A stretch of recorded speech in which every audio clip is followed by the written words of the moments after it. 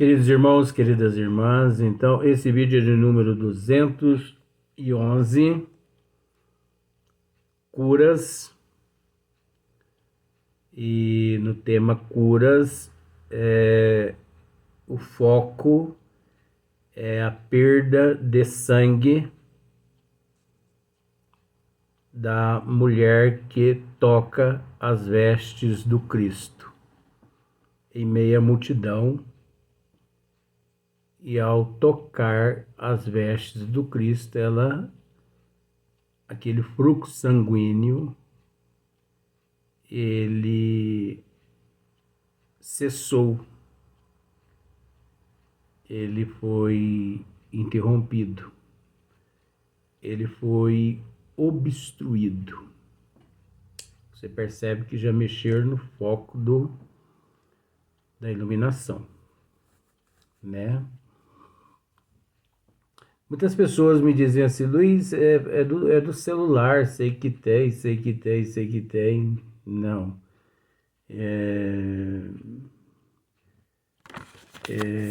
Eu já fiz esse teste já em outras horas, né? Não, nunca aconteceu nada, mas a gente respeita também as pessoas que dizem. Então você observa que é a Gênese capítulo 15. A questão é a questão de número 10, só que nos encontramos no final já. Não, é a questão número 11, nos encontramos no final. Você observa que iniciamos da seguinte forma: assim que a mulher toca nas vestes do Cristo, o fluxo sanguíneo, ele cessa, ele é obstruído.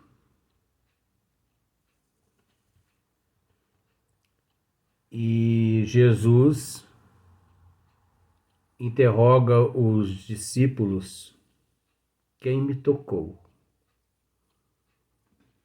É lógico, mestre, como se diz, Pedro, mas mestre, todo mundo te toca nesse momento? Não, mas alguém me tocou.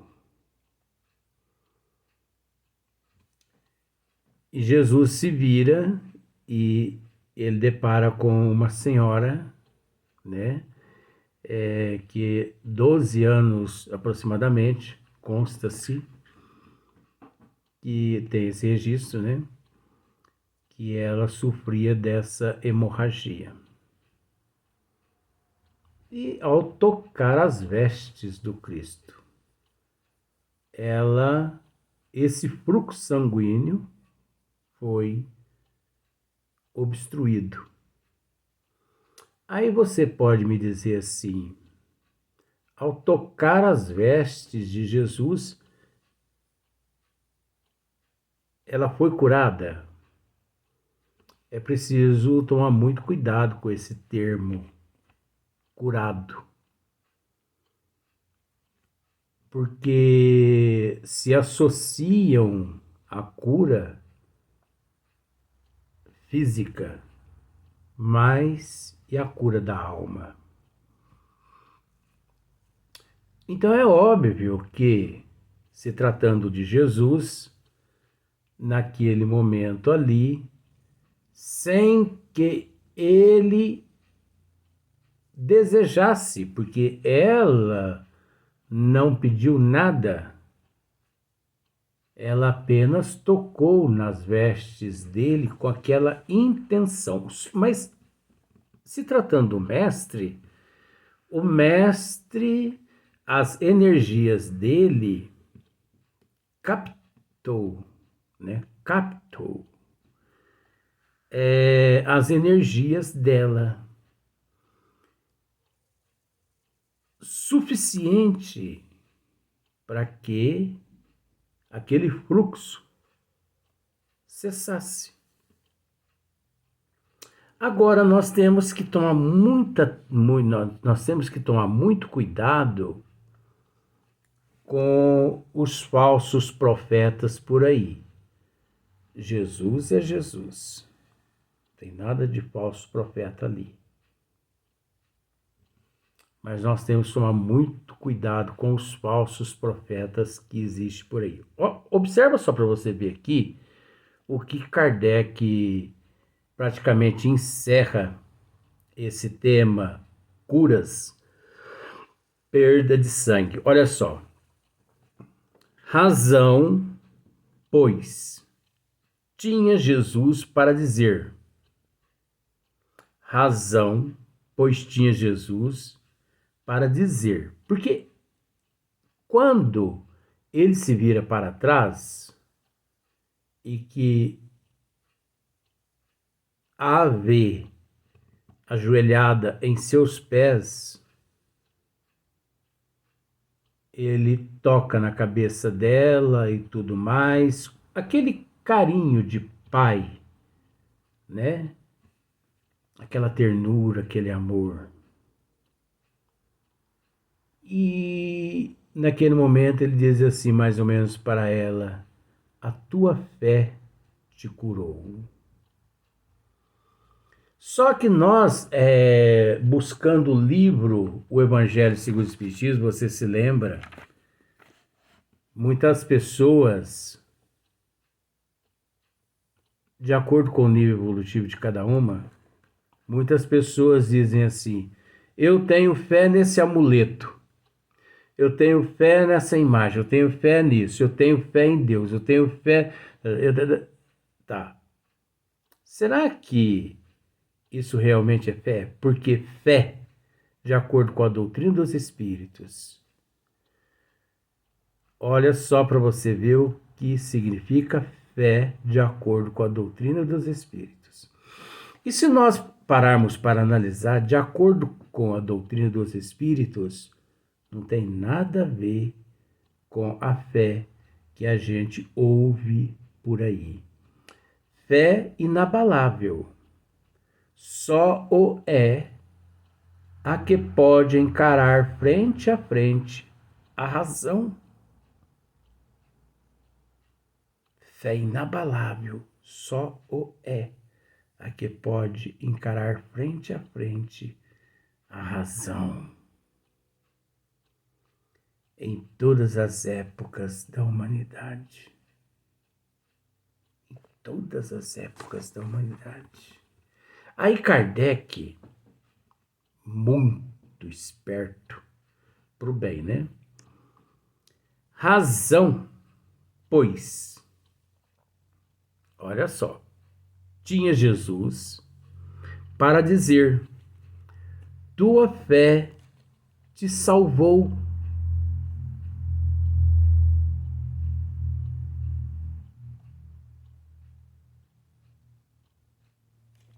Será que Jesus disse realmente a essa mulher: tua fé te salvou?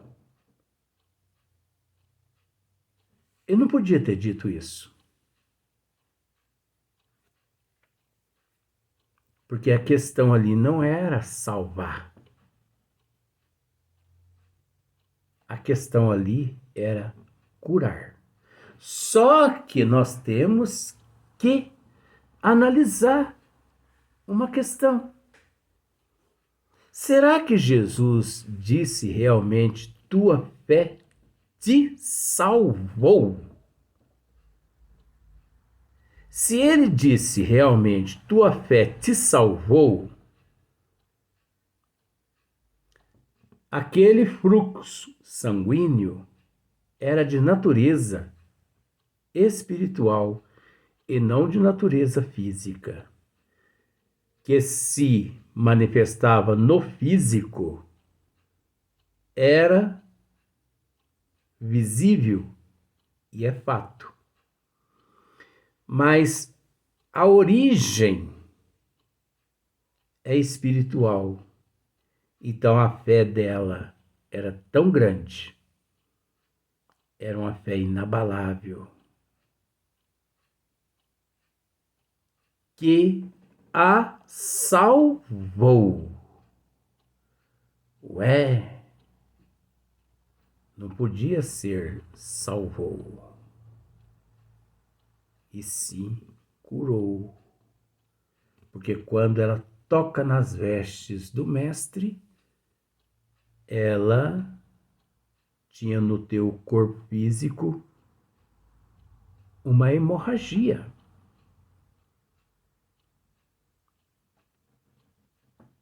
Então, salvou do quê? Porque salvar da hemorragia, não há necessidade de salvar da hemorragia. Por que não há necessidade? Por causa do corpo perecível. Então, nós devemos nos livrar da hemorragia espiritual, aquela oriunda das nossas maledicências. Mas vamos dar sequência. Razão, pois, tinha Jesus para dizer: tua fé te salvou. Compreende-se que a fé a que ele se referia não é uma virtude mística. Você entendeu? Qual a entendem muitas pessoas, mas uma verdadeira força atrativa. Veja bem. Compreende-se que a fé a que ele se referia não é uma virtude mística. Virtude mística. A fé sem obra. A fé mística é aquela fé embutida nas pessoas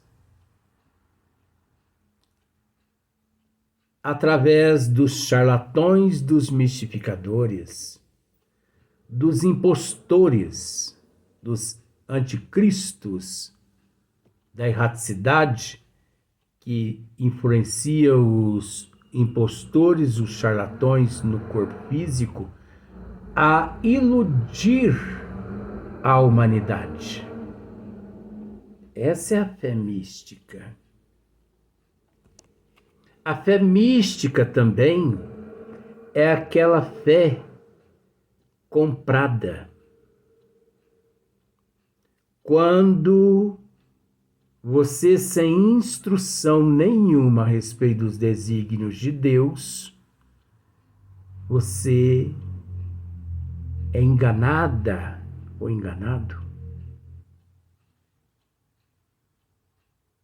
em determinadas, denominações. Você é iludido, você é enganado ou enganada a crer em milagres, a crer no maravilhoso, a crer no miraculoso, a crer no sobrenatural. 99% das religiões, das ciências e das filosofias, elas instruem as pessoas a crer no miraculoso, no maravilhoso, no sobrenatural, no fantástico, no milagre. Na água benta, na água com sal grosso, no incenso, nos banhos, nos rituais, no sacrifício, os quais você é obrigado pela imposição de determinadas denominações a realizar. Sacrifício, onde você não só sacrifica o teu corpo em caminhadas a pé distante, sacrifica o teu corpo carregando peso, sacrifica o teu corpo subindo escadarias de joelho, né?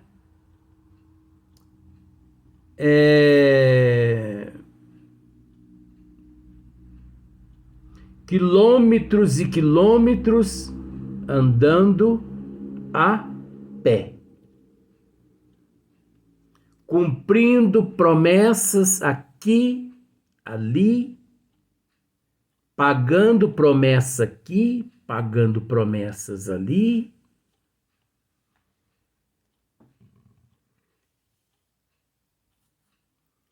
colaborando nas instituições as quais as pessoas militam, colaborando financeiramente, ali na secretaria,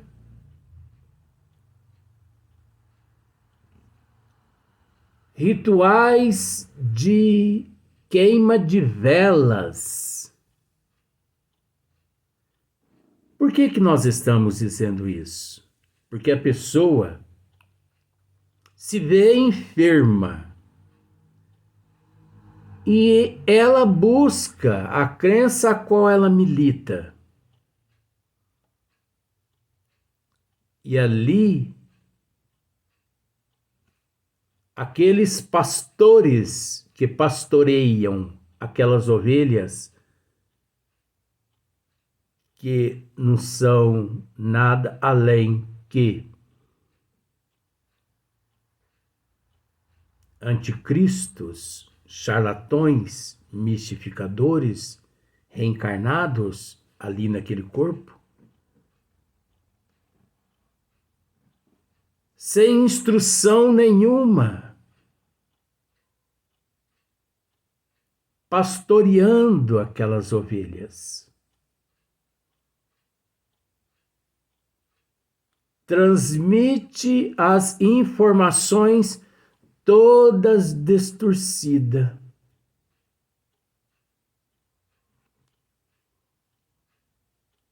Tem pessoas que para se ver livre de uma doença física, pagam médiuns de cura, charlatões, mistificadores. Tem pessoas que, para se verem livres de determinadas doenças, pagam garrafadas.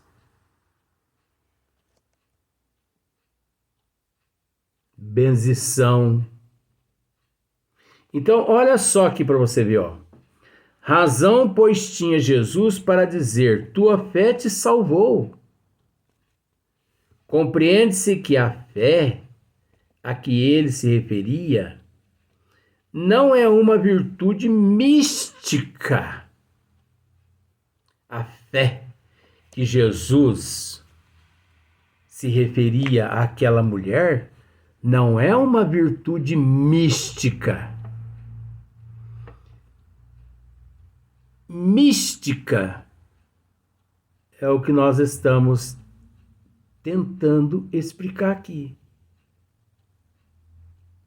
A coisa mais fácil é você encontrar a fé, que é essa virtude mística. Virtude no sentido porque você busca, porque você encontra. Porque os charlatões, os mistificadores, pregam dessa forma. Então é o que mais se vê na Terra. São pregadores de fé místicas e seres que buscam através da fé mística. Nunca que vão em busca da fé inabalável, que só é a que pode encarar frente a frente a razão em todas as épocas da humanidade.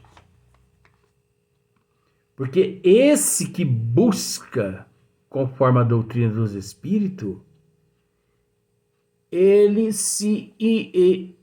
busca se instruir através da resignação e da aceitação e da humildade e da paciência. Ele agradece a Deus por se encontrar-se daquela forma.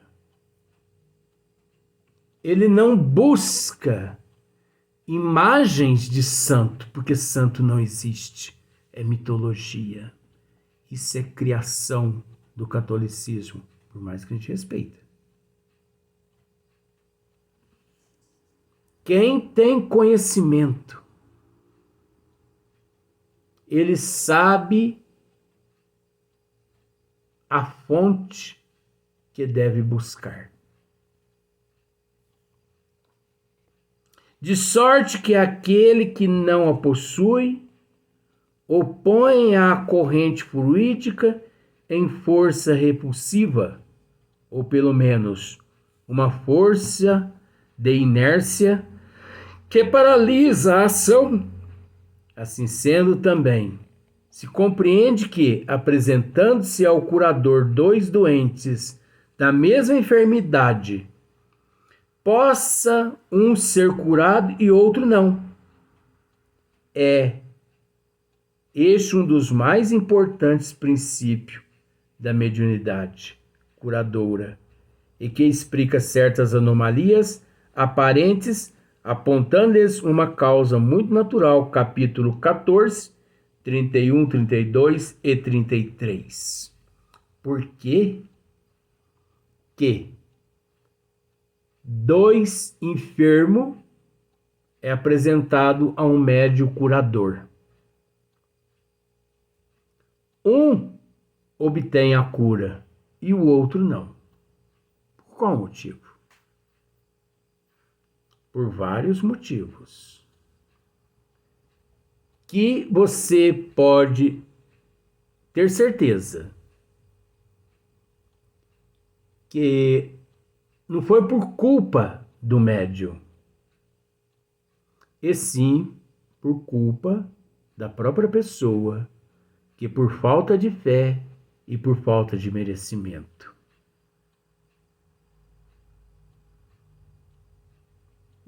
Desde que ele busque com fé, mas não esta fé que nós vemos por aí. Quantas pessoas buscam a espiritualidade através de uma barganha? Esses não logram êxito. Porque não adianta você querer barganhar com a providência divina. Deus conhece os nossos refolhos. Deus conhece o nosso íntimo. Deus conhece os nossos sentimentos, os nossos pensamentos, os nossos desejos.